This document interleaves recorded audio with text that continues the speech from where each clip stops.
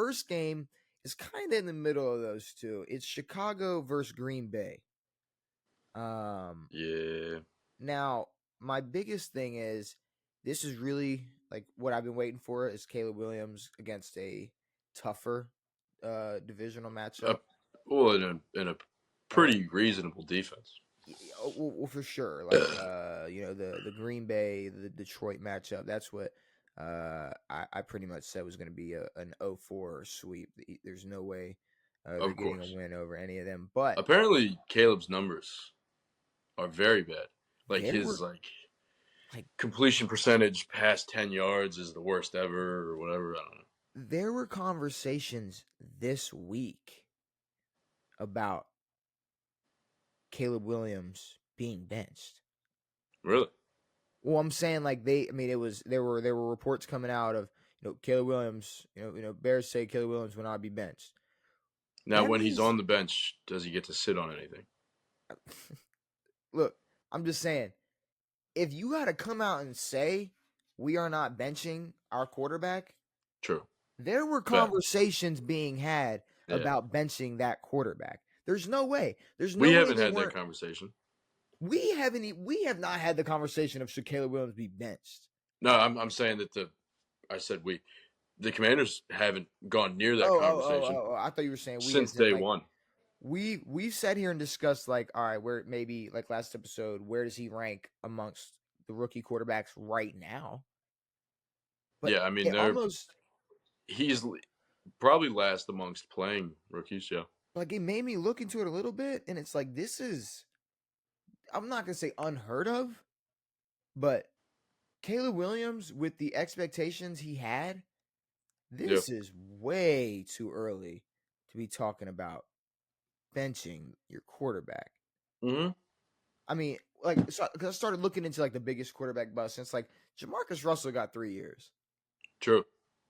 If Jamarcus Russell gets 3 years, as long as Caleb Williams is just watching tape, it gets at least 2 more seasons. He's above Jamarcus, or he could pull a Joe Burrow and just tear his ACL and come back next year. Come back crazy. But see, the worst part about it is he's the only rookie that the team who drafted him prepped and tried to make a playoff team type of push.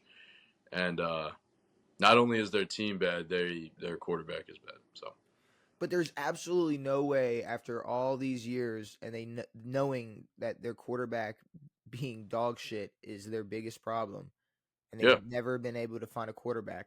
They're gonna finally get somebody that they, I guess, believe in. I don't want to say believe in this is the actual first one, because they hyped up Justin Fields.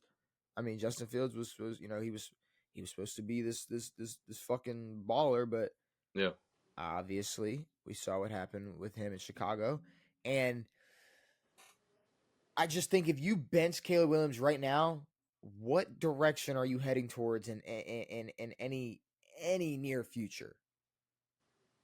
There's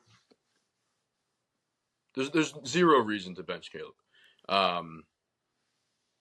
If they miss the playoffs with him, cool. If they, maybe they want to make a push to make the playoffs, but I don't know who they have as a backup. You don't have to. They don't need to go on some playoff run this season, and they don't need that. Okay, and the dumbest thing was that they didn't even think twice about thinking in the future. They pick up a okay running back, an old receiver. They pick up all these people for a win now type of team, and then you got some fucking guy who's painting his fucking nails and lip glossing himself. And Caleb Williams obviously hasn't played well. Being a fruit fly.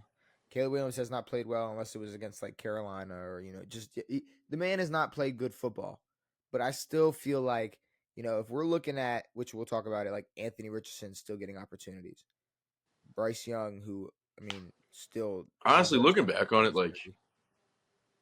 I know they had to bench AR for what he did, but we are going to talk about that. So if you have a thought on that, hold that, because we are going to discuss AR. Okay. But I mean, if Give me the Packers. either way, give me the Packers, but do not bench Caleb Williams. If you bench Caleb Williams, you're pretty much writing him off as at least Chicago's savior. I mean, it's. Yeah, I don't know. I mean, we're talking 10 weeks, 11 weeks of football, and we're talking about the guy that was supposed to be able to come and take a team that if you just, we'll make a couple moves and he'll take us to the playoffs. Yeah, I mean, we forget that the Panthers did that 2 years ago. They go out and they pick up Thielen and they pick up Miles Sanders and Hayden Hurst, and they go out and get these guys and have a rookie quarterback, and then they win 2 games. So I don't know. The Bears suck. Bears suck. Plain and simple. Give me Green But Bay. Jordan Love has played like shit most of the year, and Oh yeah, don't get it confused. Bro is throwing that ball to the other team like there's no tomorrow. Chicago might look like a great defense, at least when the ball's in the air a few times. But give me Green Bay.